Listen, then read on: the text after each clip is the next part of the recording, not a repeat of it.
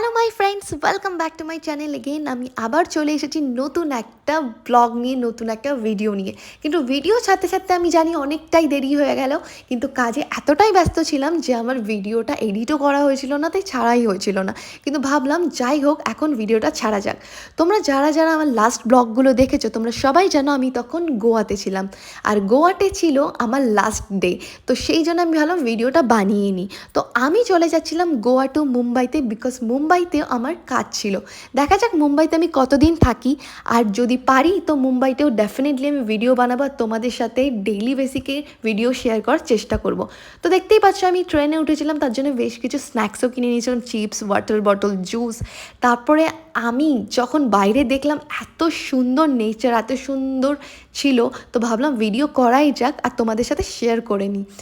কিন্তু আমি যে সিটটাতে বসেছিলাম এই সিটটা অ্যাকচুয়ালি আমার ছিল না, আমার ছিল একদম ওপরে।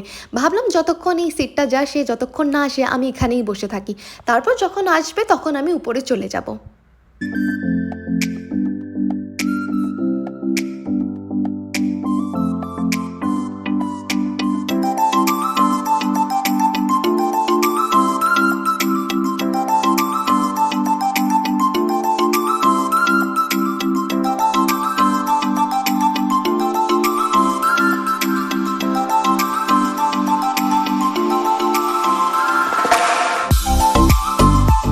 তারপর লাঞ্চ টাইমও হয়ে গেছিলো, যে যেটা অর্ডার করেছিল তাদেরকে সেটা দেয়া হচ্ছিল।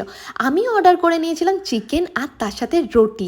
চিকেনটা আমার একদমই ভালো লেগেছিল না, কিন্তু কী আর করা যাবে, ভাবলাম যে চিকেন রুটি অর্ডার করি আর যতটা পারি খেয়ে নেবো।